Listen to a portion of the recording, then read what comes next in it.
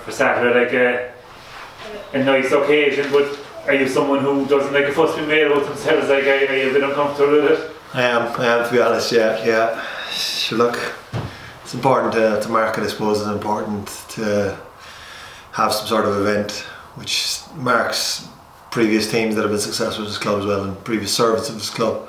Yeah. So that's kind of where I'm focusing on it. And the fact that so many of those guys and girls are willing to take part in play just shows the kind of the bond and the spirit of the club ethos, like. Yeah, it's humbling. It's very humbling. People giving up their time, giving up their day, you know, free of charge. All the rest are happy to just give across their efforts. It is something, I suppose, that when I start in this with Declan Daly, that we did speak about the fact that other kind of clubs have, or other codes have, you know, celebrated their past teams quite openly, and you see it every week, books and dinners, etc. But our club kind of didn't, and it felt like something that we should just kind of rectify. And when you came to City 20 or so years ago, like as a teenager, did you ever imagine that you'd still be playing for the club at this stage? Definitely not, no. Definitely not. I was only speaking to Jerry Harris there last week, and he said at the time I tried to talk him out of signing me for the youth things. I told him I wouldn't be good enough. So like that's where it all kind of, from then on it was just, wow, I'm in the youth team. Yeah. Brilliant. I'm playing for the reserves, oh my god, I'm into the first team. Now you're playing the first team, now you're winning the league, the first team, and from there on 20 years just zips by, honestly. And you obviously went to England and played for a few clubs there. Was it always part of the plan to come back and finish the career with City? Yeah, absolutely. That's what probably made it so easy with Wimbledon, my last club, because when I arrived there from day one, they always spoke, well, you know, you inevitably get asked the question, and I always spoke and said that Cork City was where I wanted to finish. So once the opportunity came up in January 15, then the manager kind of knew that they were my plans, so it was kind of an easier conversation, and it wasn't a shock to him, you know. Yeah. I just accommodated it, which was brilliant. And the success you've had since you come back, did that exceed the expectations? I always think we challenged, like I always felt like we challenged, because I always felt like that was where we were. You weren't going back to just kind of see out your days, like. Exactly. Like we always challenged 3, 4, 5 maybe we challenged as well, you know. So like they would have been when I was in the team, I suppose. I always felt like that was what Cork City was, so I always felt like I was coming back to that situation, and that's the way it worked out, obviously. But that's probably what I felt coming here, you know. Yeah. Just I suppose, is there any, I suppose over your time, is there any memories or moments that stand over any few or any one? Or? Yeah, listen, you can't beat winning league titles, you know, in those seasons. Like both are very different. Obviously 17, you had that amazing start, and we probably had the season wrapped up halfway through. But then the 5 season then was totally different, because it took till the 73rd minute odd to wrap it up, you know. So both contrasting in how they went, but both equally amazing and equally satisfying, and to be able to win 2 league titles and be in those 2 league title winning teams was amazing. And I suppose even as well to 2 years to do the double as well in 2017, that must have been a real proud moment as well. Yeah, just because purely I'd kind of fluffed the chance in 05, you know, so like not many players will have a chance of getting a double, so let alone 2 opportunities. So that was really something that was really proud, you know, because to be able to get to that level and compete in those competitions and win those competitions takes a serious amount of effort and a serious amount of just circumstances coming together, and you know, especially it was on both occasions, but unfortunately in 05 it didn't really work out. Yeah, and I mean obviously starting then obviously having your couple of years like in England, then coming back, and I suppose comparing maybe England to here to where like this whole the league is at when you came back, so how high level do you think it's at maybe at the moment? Yeah, it's a good question. Like I get asked that a lot from UK scouts, like people who are coming across to watch Irish games, and they're saying, you know, what level would you put it at, and it's kind of hard to scale, you know. Like something you'd have the top clubs in Ireland who would be League One, and then you'd probably, in my opinion, you might have League Two, League Conference teams then within the League of Ireland. You know, you'd have that split, whereas that's probably, I suppose, there's 60 odd teams in the UK, you know, across those 3 divisions. Like so, you just have that variety in our league, and you have full-time and part-time outfits like you would have in the conference as well. You'd have part-time teams, so you probably have that. Yeah, it's probably split across those kind of 3 areas. Yeah, and obviously I think you're obviously going to work with the 13s as well at the moment, and just the knock on. I mean, I know it's a very recently they've bought that in here in Ireland, and and I suppose even for Cork City, another club, it's going to have a major impact, maybe like 5 or 10 years down the road. The fact that people are coming into like the likes of Cork City from 2013 now. Yeah, I was listening to Noel Mooney on the podcast yesterday with Neil Horgan. It's a very good listen, and he spoke about that initiative that the FAI brought in. And to be fair, it was brave, and they're the kind of brave decisions that are needed at the moment. Seems to be a serious time of change and transition within our country regarding our sport. So that initiative, I think, will absolutely reap benefits coming down the line, because I see those 13-year-olds who are immediately picking up the behaviours and the habits similar to what we'd have here with our first team, you know. So they're coming in, they're doing the same routine, they're doing the same drills, they're doing the same thing is required of them, the same habits are put into them, do you know what I mean? So they're already picking up that level at 13, so they'll move it up again at 15, move it up again at 17, move it up again at 19, and then the end goal is to just so that they'll seamlessly go into the first team, because there is that kind of lag between 19 and first team, which we'd hopefully as an academy like to close, so that you're coming in straight away, and like the lads are now, the 19s who are involved in our squad, straight into the squad.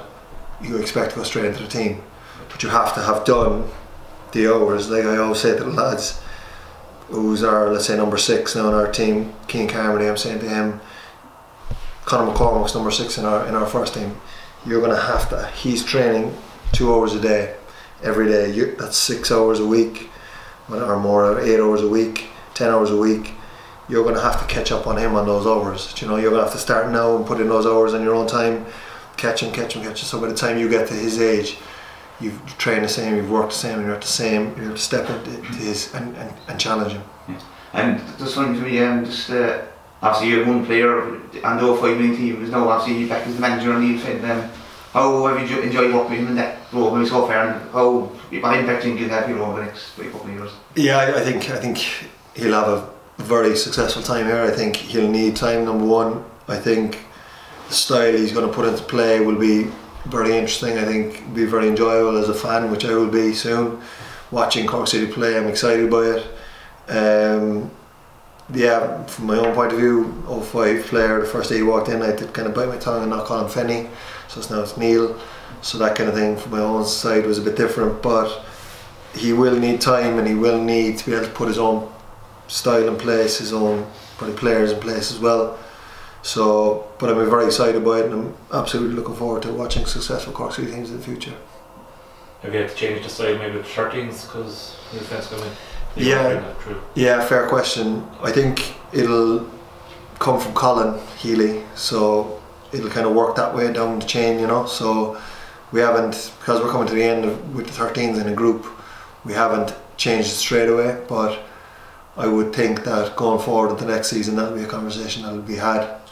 But to be fair, we tried to expose them to as many different types of styles and situations as possible that you can squeeze into a 90-minute session, you know. So they're getting glimpses of it, you know what I mean. So you could go now and say to our group, right lads, we're going to do this today, this and this, style wise, for this reason, and there being immediate buy-in and understanding. So I think that's important, because by the time they get to the first team, it could be, you know, it could be one way or the other in terms of style. So they need to be prepared for kind of as many eventualities as possible. Just in terms of yourself growing up, you started off as a striker, so do you ever wonder what might have been if you stopped as a striker? There's a bit of research there now. Nah. I was always a centre half, always. And you could tell, if kids go out, 5 lads go out and play, you could tell where lads go, like, and if no one was watching, I'd always go to the back. So there was never, manager pick me in a position, of course you go and play in it, but 5 lads went out, we playing out the back garden, I'd always end up defending, so that's what I always wanted to do. Yeah. In terms of Saturday, what are you hoping from the day? I'm just really looking forward to meeting the lads. I'm looking forward to. I want people to come, and if they want to share a memory of what's happened over the last 19 years that they've been following Cork City with me or with somebody else, I'd love that. I would. If someone could up and told me, I remember this, I remember this, I remember you did this, I remember we did this, or we had this, because it just flies by as a footballer, and you're so in a bubble that you're just thinking training, travel, recovery, game, training, travel, you know what I mean? That's where your head is the whole time. So as many different perspectives as I could get would be amazing. From the playing point of view, I'm getting more texts now than I ever had regarding lads going to the gym. So they're trying to get fit and they want to put in a good show for themselves, so that'll be good. I think it'll be a good game. I think it'll be kind of evenly balanced. So in terms of Cork City supporters, I'd love to see them down there. I would love to see a good show, because we have lads like Akil Campion, who's coming from Barcelona. You know, he's coming the whole way, Barcelona, Paris to Cork. Guys like that deserve a good reception from Cork people, you know, because and he's just an example, obviously, like guys like him who would travel across Europe to be here for this club, and I think I'd love to see Cork City people just respect that, I suppose, and just show him and players like him who've made a huge effort, a lot of support. Alan, you said there you'll be a fan watching the team next year. Like, are you definitely taking a step away from like the assistant manager's role when your contract expires? I don't know, to be perfectly honest, but I'm back in the playing staff now. Right. Yeah. So it's Neil, Frank, and Liam would take the majority. So your assistant manager's role was when John was the head coach. Okay. Yeah, and even towards the end of John Connor's time, I basically changed when Sean McLaughlin left. Okay, yeah. Yeah, because of numbers. So we needed a centre half to be in to challenge Dan and Connor, you know, and Josh Honan as well. So like we needed a fourth number, so I was back in pretty much then. Okay.